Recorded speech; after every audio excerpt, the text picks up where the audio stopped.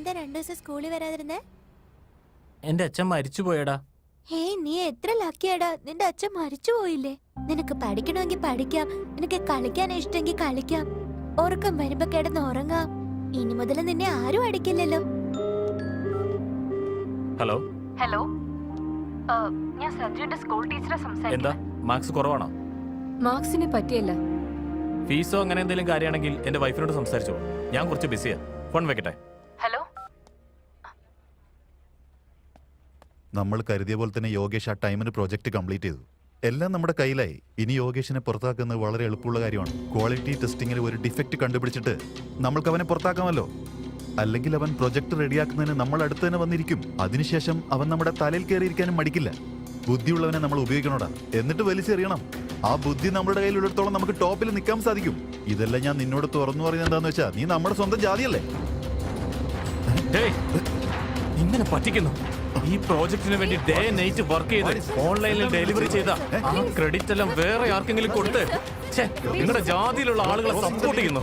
ഈ പ്രോജക്റ്റിന് വേണ്ടി ഡേ നൈറ്റ് വീക്കെൻഡിൽ കൂടി വർക്ക് ചെയ്ത് ഫാമിലിയെ കാണാൻ പറ്റാതെ ഇരുന്ന് ഹെൽത്തിന്റെ കാര്യം പോലും നോക്കാതെ പ്രോജക്റ്റ് കംപ്ലീറ്റ് ചെയ്തപ്പോ എനിക്കെതിരെ തെറ്റായ റിപ്പോർട്ട് കൊടുക്കുന്നു. എന്റെ ഷർട്ടിൽ പിടിക്കാൻ നിന്നെ ഞാൻ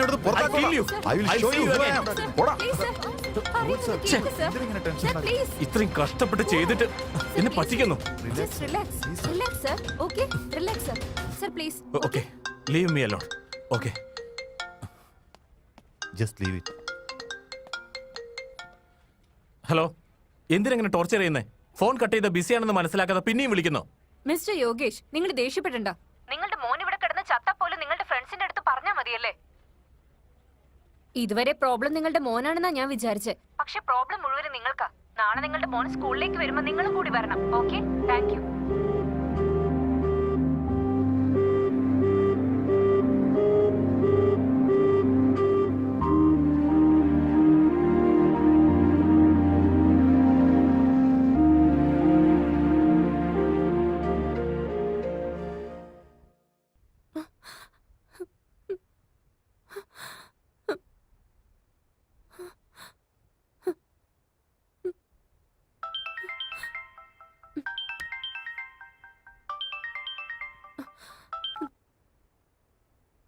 ഹലോ ഹലോ വിനീത, ഗോവിന്ദന് ഒരു ആക്സിഡന്റ് പറ്റി.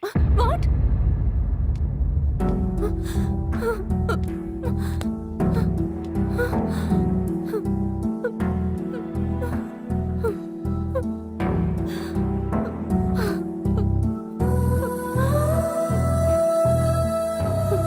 ഇവന് മദ്യപിക്കുന്ന സ്വഭാവം എന്നു മുതലാ തുടങ്ങിയേ? ഞാൻ തിരിച്ചു വിളിക്കാവേ. ഗോവിന്ദ്, ഏയ് നീ എണിച്ചേ, ഇവിടുന്ന് പോയേ. അവളോട് പോകാൻ പറ. എനിക്കതിന് പറ്റില്ല. എഴുന്നേക്കണേ.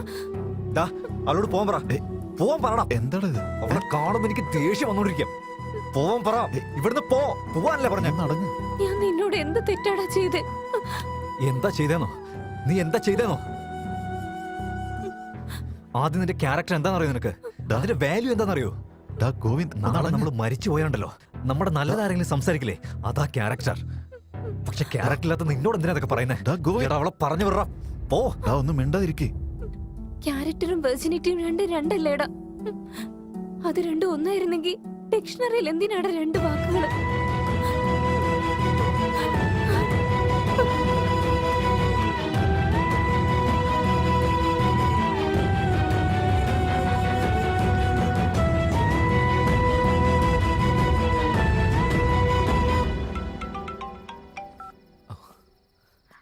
ഇഷിത, ഇഷിത, എന്തുപറ്റി? മഹാദേവൻ മരിച്ചുപോയി ഋഷി.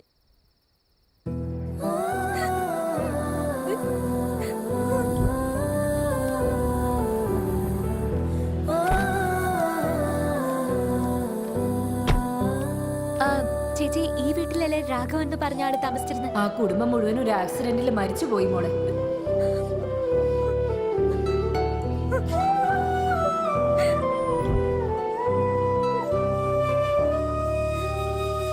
മഹാദേവൻ മരിച്ചു എന്ന് എനിക്ക് വിശ്വസിക്കാനേ പറ്റുന്നില്ല.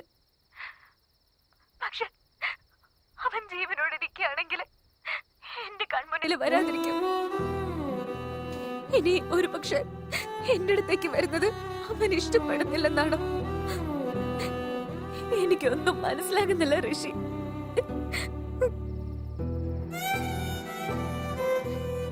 എന്റെ ജോബിന്റെ പ്രോജക്റ്റ് ഒക്കെ കഴിഞ്ഞു. ഞാൻ നാളെ യുഎസിലേക്ക് തിരിച്ചു പോവും. എന്റെ മഹാദേവ് എവിടെയാണെങ്കിലും സന്തോഷമായിട്ട് ഇരിക്കണം എന്ന് ആഗ്രഹിക്കല്ലാതെ എന്നെ കൊണ്ട് എന്ത് ചെയ്യാൻ പറ്റും? എന്നെ ഇത്രയധികം ഹെൽപ്പ് ചെയ്ത നിന്നോട് എങ്ങനെ താങ്ക്സ് പറയണമെന്ന് എനിക്കറിയില്ല. അല്ല, എന്റെ മഹാദേവ് പോലും നിന്നെ പോലെ എന്നെ കയറിയൊന്നും എനിക്കറിയില്ല. Thank you so much. Okay Ishita, നീ എന്തായാലും ഹാപ്പി ആയിട്ട് യുഎസിലേക്ക് പോയിട്ടോ. അവിടെ നല്ലൊരു NRI കണ്ടുപിടിച്ച് അവനെ കല്യാണം കഴിച്ച് നന്നായിട്ട് സെറ്റിലായി ജീവിക്കാൻ നോക്ക്. അങ്ങനെ ഞാൻ വിചാരിച്ചിരുന്നെങ്കിൽ ഇപ്പൊ പാരന്റ്സിനൊക്കെ വിട്ട് ഞാൻ യുഎസിൽ നിന്ന് എത്ര ദൂരം വരെയായിരുന്നു. എന്റെ ജീവിതത്തില് മഹാദേവന്റെ ഒപ്പം കല്യാണം എന്ന ചാപ്റ്ററും അവസാനിച്ചിരിക്കുക.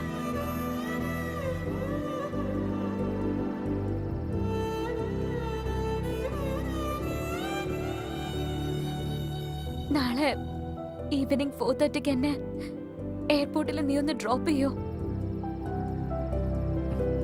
ശരി. താങ്ക്സ്. ബൈ.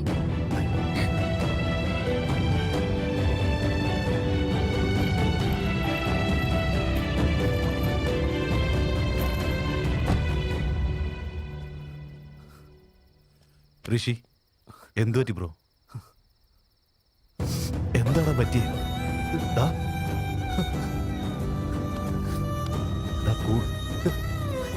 എന്താണ് പറ്റിയത്?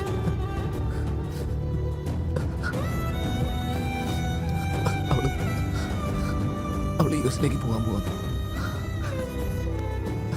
അവൾ തേടിക്കൊണ്ടിരിക്കുന്ന ആള് ഞാനാടാ. എന്താ? അവൾക്കത് അറിയില്ല. എന്താ നീ പറയാറുന്നത്? സാരമില്ല, ഞാൻ ക്യാബ് ഡ്രൈവർ ആയതുകൊണ്ട് എന്നെ ഇവിടെ റിജക്റ്റ് ചെയ്യുന്ന പേടിയായി പോകണം. ഇനി ഒരു ദിവസം കൂടെ കഴിഞ്ഞ അവളെന്നെ കാണാൻ പറ്റില്ല. അവളോടൊന്ന് പോവല്ലേ?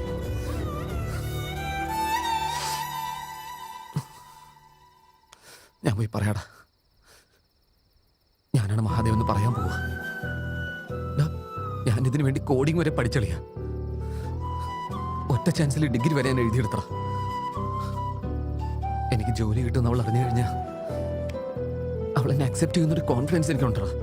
അവളോട് പറയാൻ പോവാ. ഞാൻ കാര്യം അവളോട് നേരിട്ട് പറയാൻ പോവാ. ഗോവിന്ദ്, നിന്നോടൊന്ന് സംസാരിക്കണം ഗോവിന്ദ്.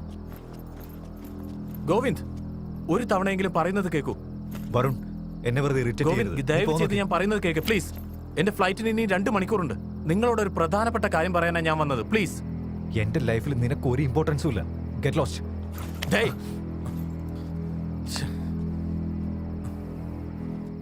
റേപ്പ് ചെയ്താടാ. എന്റെ കണ്ണിന്റെ മുമ്പിൽ വെച്ച് വളരെ ക്രൂരമായി റേപ്പ് ചെയ്താടാ.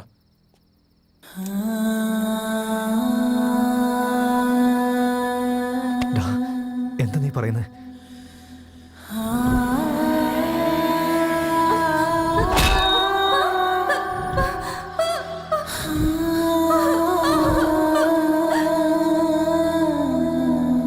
അവൾ ഒരിക്കലും നിന്നെ പറ്റിക്കണമെന്ന് വിചാരിച്ചിട്ടില്ല.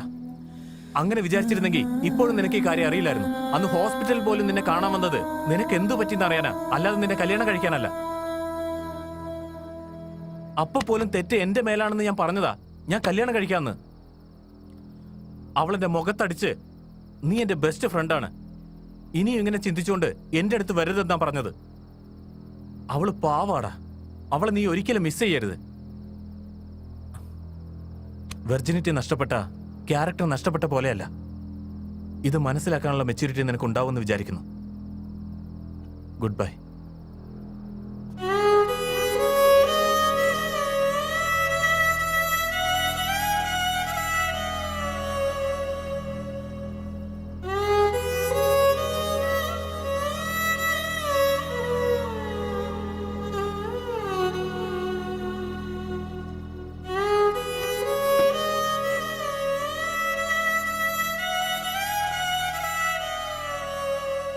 സ്നേഹം കണ്ടില്ലടാ. ഇയാളെന്തിനാ ഈ വിളിക്കുന്നേ? Hello sir. ഹായ് ഭരത്, എങ്ങനെയുണ്ട് പുതിയ പ്രോജക്റ്റ്? എങ്ങനെയുണ്ടെന്നോ? സാറ് വർക്ക് തന്നാലേ എനിക്ക് ചെയ്യാൻ പറ്റൂ. നിനക്ക് വർക്ക് തന്നാ നീ എന്താ ചെയ്യാൻ പോകുന്നതെന്ന് എന്റെ പഴയ ബാച്ച്മേറ്റ്സ് പറഞ്ഞടാ. ബൈ ദ വേ, സാലറി നിനക്ക് കിട്ടിയില്ലേ? ഫസ്റ്റ് വീക്ക് ഗ്രാൻഡായി എൻജോയ് ചെയ്യാം. ഇല്ല സാർ, ഇപ്രാവശ്യം എന്നെ വിട്ടിട്ട് സാർ വേറെ ആരും കയറിപ്പിച്ചേക്ക്. എന്താ നീ ഇങ്ങനെ പറയുന്നേ? എന്തോന്നാലും നിനക്ക് ജോലിയൊന്നും ചെയ്യേണ്ടി വന്നില്ലല്ലോ. എന്ത് ജോലി ചെയ്തില്ലെന്നോ? പോത്തിനെ പോലെ സാർ ഞാൻ ജോലി ചെയ്തേ. ഏത് സോഫ്റ്റ്വെയർ ആയാലും ആഴ്ചയിൽ 48 മണിക്കൂർ ജോലി ചെയ്യുള്ളൂ. ഞാൻ 68 മണിക്കൂറാണ് ജോലി ചെയ്തേ. ലോകത്തിൽ ആരും എന്നെ പോലെ ഉണ്ടാവില്ല സാർ. വീക്കെൻഡിൽ പോലും ജോലി ചെയ്ത് എന്നോട് സാർ ഇങ്ങനെ എന്നെ പറയണം കേട്ടോ. ഇല്ല സാർ, സാർ വേറെ ആരെങ്കിലും നോക്കിക്കോ. ജോലി ചെയ്തെന്നാ? നീ എവിടെ ജോലി ചെയ്തെന്നാ? നമുക്ക് പാർട്ടി എൻജോയ് ചെയ്യാന്നാ. എന്താ സാർ പാർട്ടിയോ? കൊള്ളാലോ. നിങ്ങൾ ബോധമില്ലാണ്ട് കിടന്നപ്പോ നിങ്ങളെ ബെഡ്ഷീറ്റ് മാറ്റണം, പ്ലേറ്റ് കഴുകണം, സൂട്ട് കഴുകണം, നിന്റെ മുഖം കഴുകണം. ഇതാണോ എന്റെ ജോലി? വേണ്ടടാ, നീ ഫുള്ള് പഠിച്ചിട്ട് വാള് വെക്കും. ഞാൻ കുടിച്ചിട്ട് നീ കണ്ടിട്ടുണ്ടോ? ഞാൻ കുടിച്ചത് വെറും പച്ച വെള്ളടാ. പിന്നെ ഞാൻ എങ്ങനെയാ ബോധമില്ലാത്തവനാവുന്നേ? നീ ഓവറായിട്ട് കുടിച്ചിട്ട് എന്റെ പോക്കറ്റ് കാലിയാക്കി. നീ എപ്പോഴും ഇങ്ങനെ കുടിച്ചോണ്ടിരുന്ന എന്റെ പോക്കറ്റ് കാലിയാവത്തേ ഉള്ളൂ. എന്തടാ നീ എന്നെ ഇടാന്ന് വിളിക്കുന്ന? നിനക്ക് കുറച്ച് അഹങ്കാരം കൂടുന്നുണ്ടല്ലോടാ. നിനക്കൊരു കാര്യം അറിയില്ല. പ്രോജക്റ്റിൽ നിന്ന് നിന്നെ മാറ്റിക്കഴിഞ്ഞാല് ജോലിയില്ലാതെ റോഡിൽ കൂടെ നീ തെണ്ടി നടക്കേണ്ടി വരും. പോണെങ്കിൽ പോട്ടടാ. എനിക്ക് ആവശ്യമുണ്ടെങ്കിൽ തട്ടുകടയിൽ ദോശ ഉണ്ടാക്കും, മുളക് ഉണ്ടാക്കും, പെട്ടിക്കട വെക്കും. ചിലപ്പോ ഞാൻ കടല വിറ്റും ജീവിക്കടാ. വെക്കടാ ഫോണും വിവരമില്ലാത്തവനെ. ഇവൻ ഭയങ്കര അഹങ്കാരിയായിട്ടുണ്ട്.